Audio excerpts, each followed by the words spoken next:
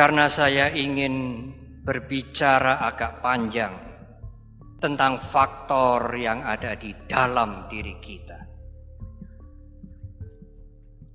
Kondisi mental yang dibutuhkan untuk sukses di luar antara lain adalah yang pertama, berusahalah saudara bekerja dengan kegembiraan, kepuasan. Kalau saudara mengerjakan segala sesuatu tentunya yang baik, dengan kegembiraan, dengan kepuasan, maka itu adalah etos kerja yang paling sehat. Mengapa ibu bapak dan saudara-saudara?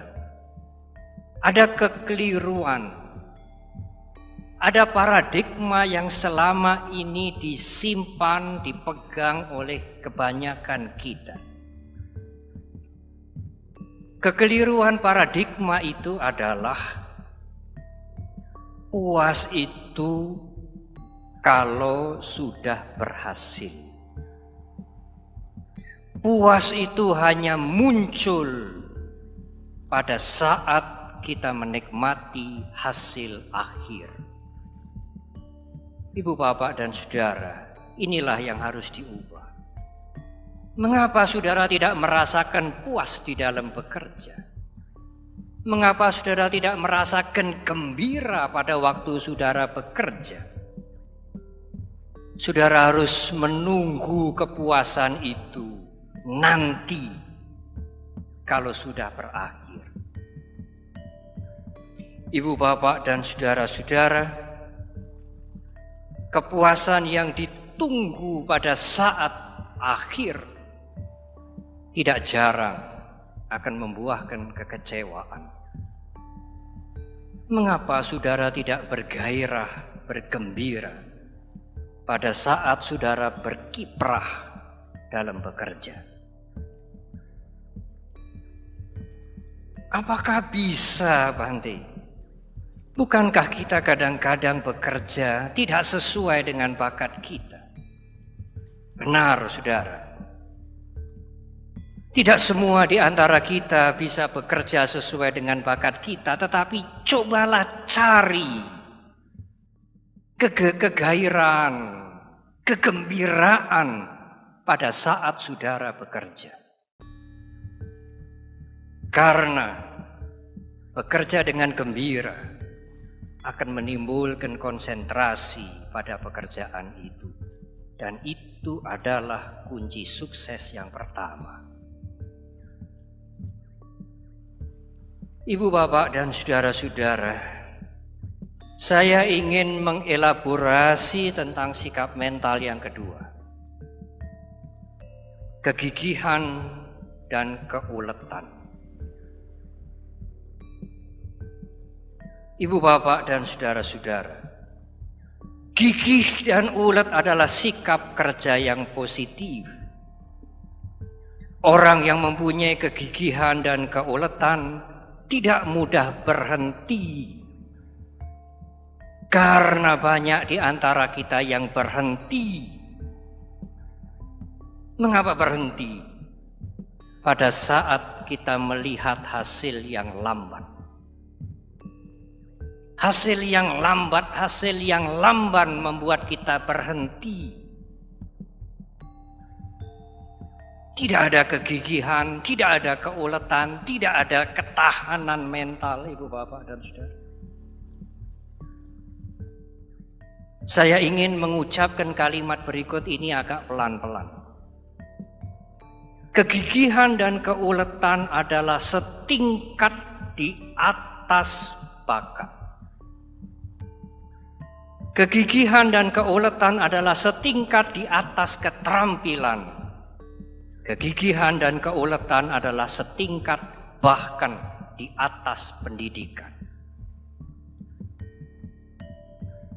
Ibu bapak dan saudara, kita semua pernah mendengar nama Thomas Alva Edison.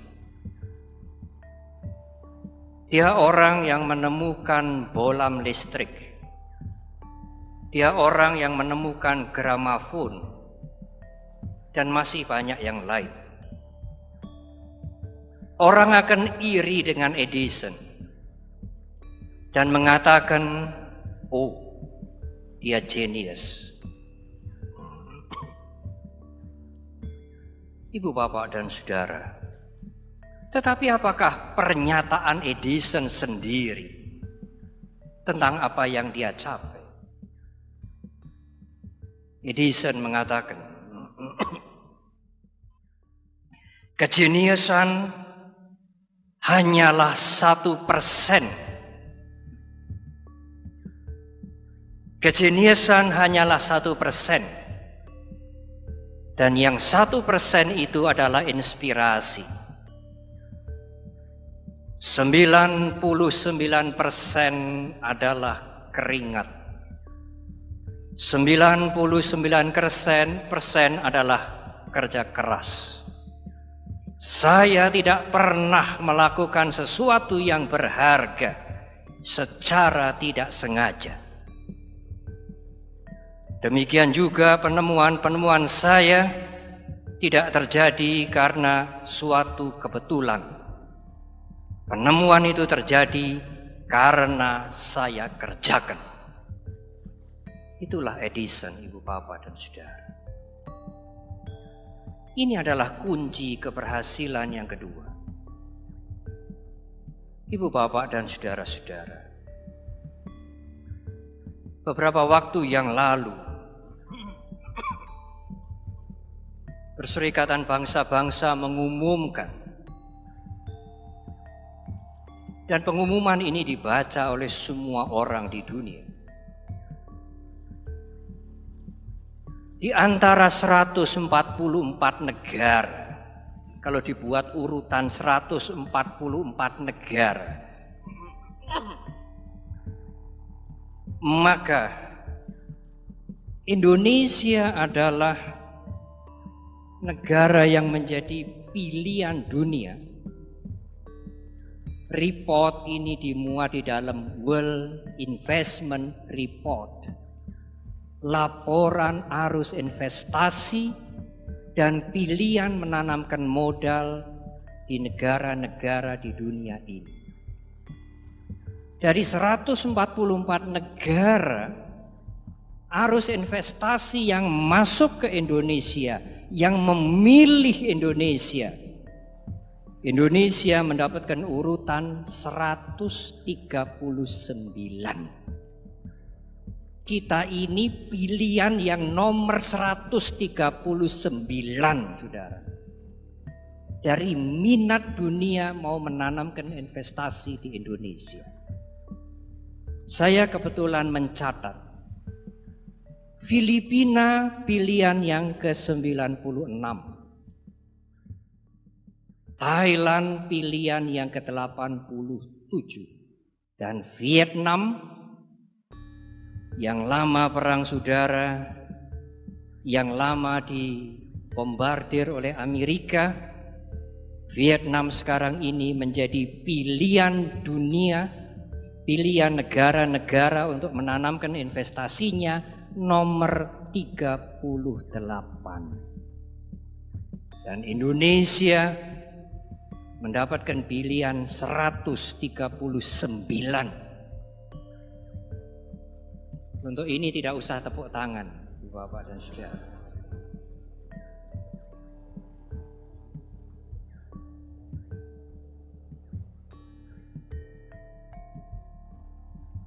Di laporan itu disebutkan Indonesia sedikit lebih baik dalam hal investasi dunia ini dari negara-negara di Afrika, Amerika Selatan, dan Suriname. Sedikit lebih baik dari Suriname. Pada tanggal 29 September yang lalu, bersama dengan tokoh-tokoh agama, ada Pak Masdar Mas'ud dari PBNU, ada Profesor Dr. Syafi'i Ma'arif, Ketua Umum Muhammadiyah, ada Pendeta Nathan dan saya sendiri di Jogja. kita membuat siaran langsung 1 jam untuk kampanye anti korupsi.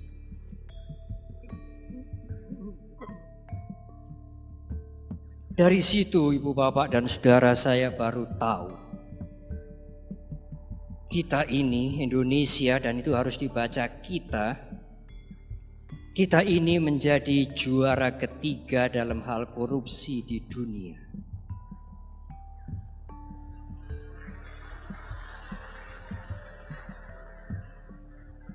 Nanti dulu.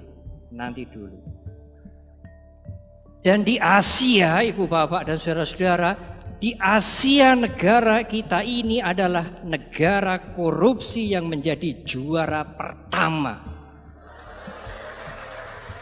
Di Asia. Saya berpikir apakah kita ini lebih buruk dari Bangladesh? Apakah kita ini lebih buruk dari Pakistan? Sampai Pak Syafi'i Ma'arif mengatakan, saudara tahu, ada olimpiade olahraga, ada olimpiade matematik. Kalau ada olimpiade korupsi mungkin kita menang, saudara.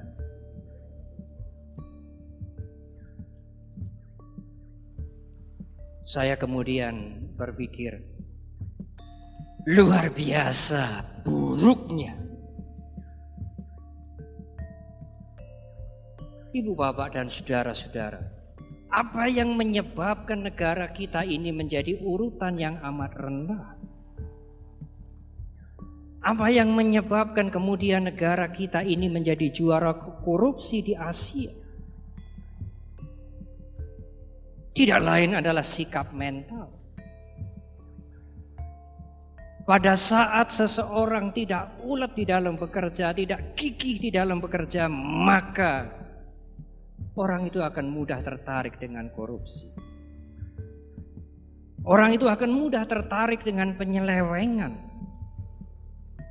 Bukan etos kerja yang dia persembahkan, tetapi apa yang bisa saya dapatkan lebih banyak dari majikan saya, dari negara ini, dari company saya.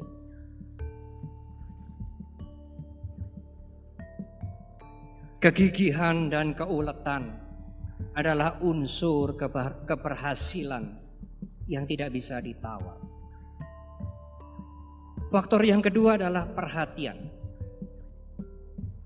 Bekerja dengan tanpa perhatian dan kesungguhan akan memboroskan waktu dan menyia-nyiakan peluang yang membuat kita bisa berhasil. Buyarnya perhatian akan membuat semangat menurun. Banyak orang yang pindah pekerjaan sebelum mampu menyelesaikan pekerjaan karena dia bekerja tanpa kesungguhan, tanpa perhatian. Banyak faktor Ibu Bapak dan Saudara, tapi izinkan saya mengambil hanya 4 faktor. Faktor yang keempat adalah membiasakan di dalam bekerja untuk melakukan penyelidikan dan analisa.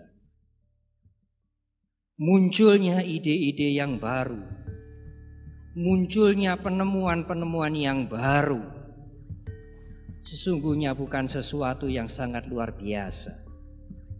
Sesuatu yang baru, inovasi yang baru, sesungguhnya berada di sekitar kita. Kalau kita menggunakan analisa kita menggunakan kesungguhan kita, kegigihan kita, kemudian kita bergembira di dalam bekerja dan menggunakan otak ini, kita akan menemukan sesuatu yang baru.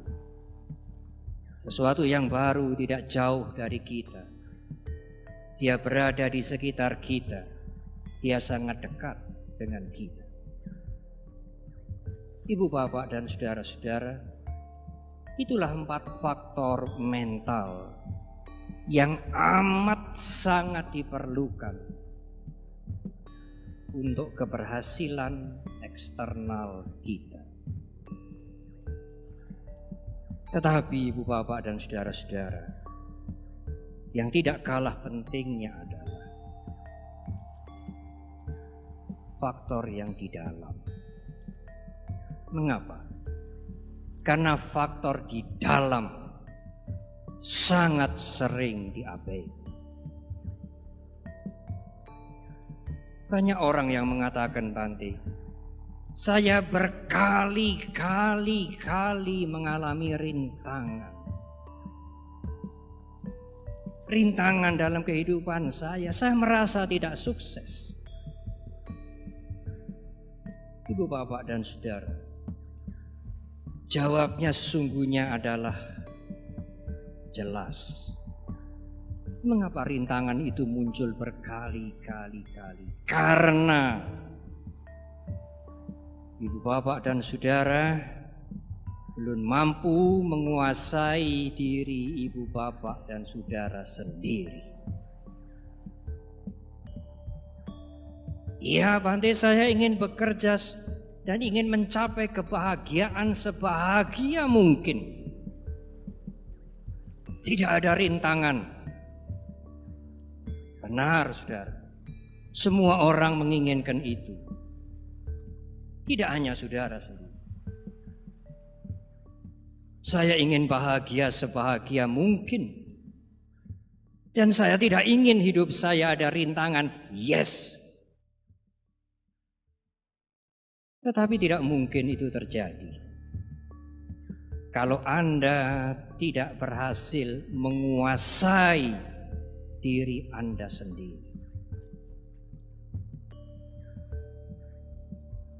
Apa yang Bante maksudkan?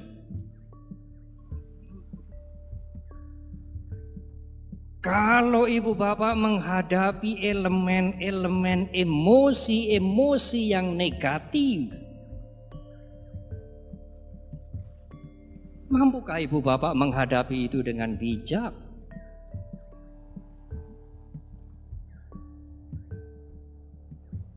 Anak-anak suatu ketika melakukan hal-hal yang tidak kita sukai. Karyawan kita melakukan hal-hal yang di luar perkiraan kita. Teman-teman baik kita, kolega kita kadang-kadang menusuk kita dari belakang. Bukankah itu hal-hal yang negatif yang merangsang pikiran negatif kita? Dan tidak jarang saudara menjawab dengan negatif. Kemarahan, kejengkelan, dendam. Pada saat itu saudara tidak sukses. Saudara tidak bahagia. Apalagi kalau yang negatif itu membuat orang lain menderita.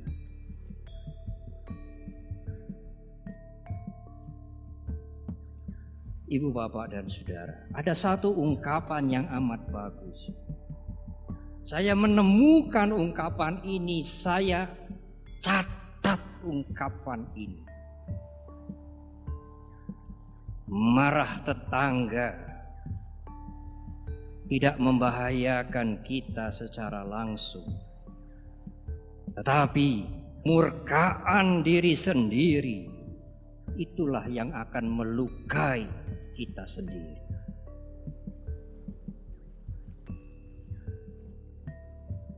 Ibu, Bapak, dan saudara-saudara, dari contoh menghadapi situasi yang negatif ini, kedewasaan jiwa, faktor internal, faktor di dalam sangat-sangat perlu. Pada saat saudara tidak mampu menguasai diri saudara, jangan harap ada sukses. Tidak mungkin saudara bahagia.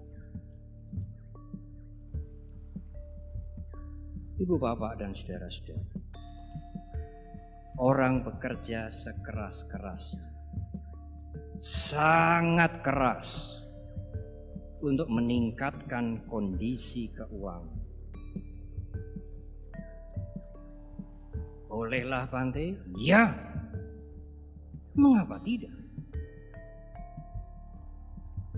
Orang bekerja sekeras-kerasnya untuk bisa membeli mobil yang bagus, rumah yang memadai. Karena itu adalah ukuran sukses. Saya banyak berbicara dengan saudara-saudara kita, umat Buddha atau umat beragama lain. Dan kadang-kadang saya tidak pernah bertanya saudara beragama apa yang datang dari barat dan mereka orang-orang barat. Ibu, bapak, dan saudara, mereka bercerita jaminan sosial di barat biku, Venerable Sir,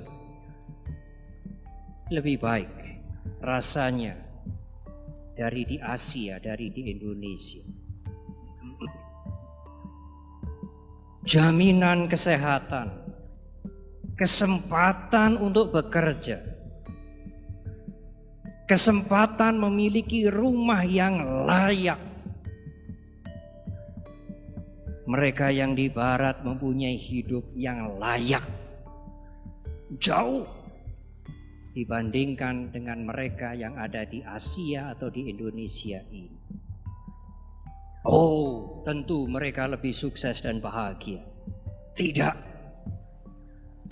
mereka menjawab. Cobalah biku melihat mereka yang bunuh diri di barat lebih banyak dari di Asia, termasuk di Jepang. Para biku meminta relawan-relawan untuk mampu memberikan nasihat-nasihat mereka yang ingin bunuh diri. Di negara yang kesejahteraannya jauh lebih baik dari di Asia pada umumnya. Di barat yang rata-rata jaminan sosial mereka lebih baik, rumah mereka lebih memadai, pekerjaan mereka lebih memadai. Tetapi mereka tidak sukses. Rata-rata umur manusia lebih rendah di barat, di Amerika, di Eropa. Rata-rata umur kehidupan manusia.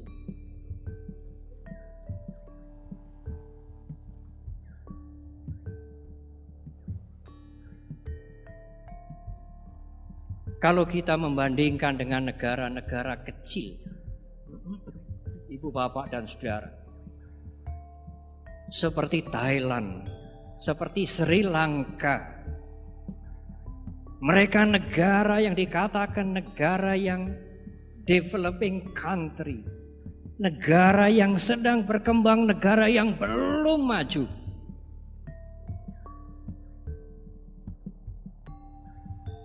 Tetapi umur rata-rata mereka jauh lebih tinggi.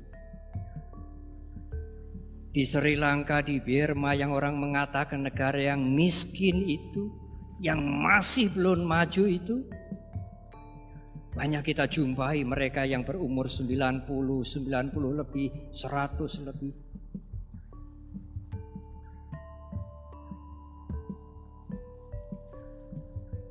Dari cerita ini, dari kisah ini, ibu, bapak, dan saudara, etos modernitas itu sesungguhnya, kehidupan modern, etos kehidupan modern itu sesungguhnya adalah etos kerakusan dan etos keserakahan. Orang modern tidak bisa melihat ada dimensi lain ke dalam ini yang sesungguhnya menjadi sumber sukses dan bahagia.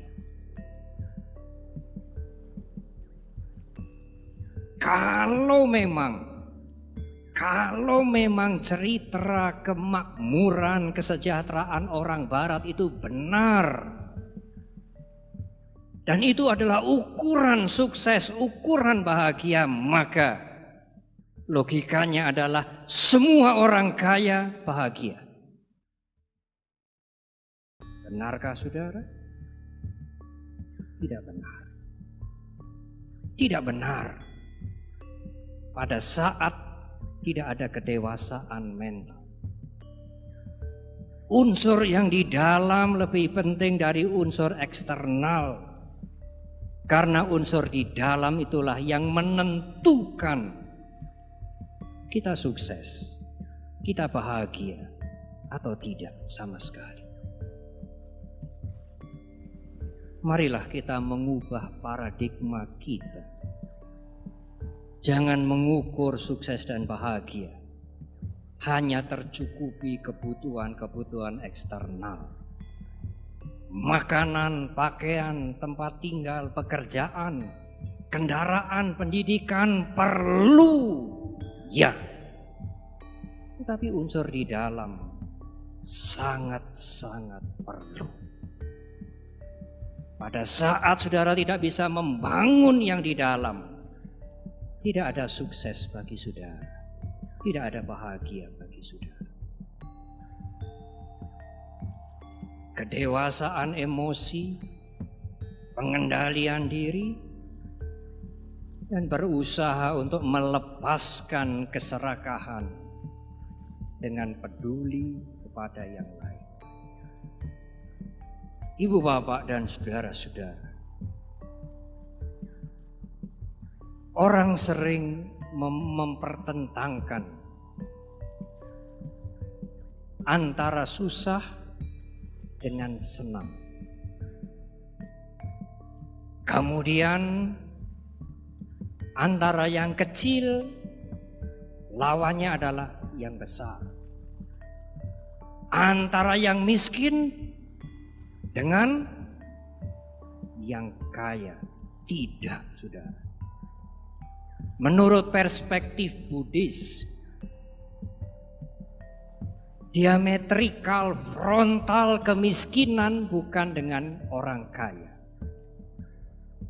Kemiskinan berlawanan dengan kerakusan.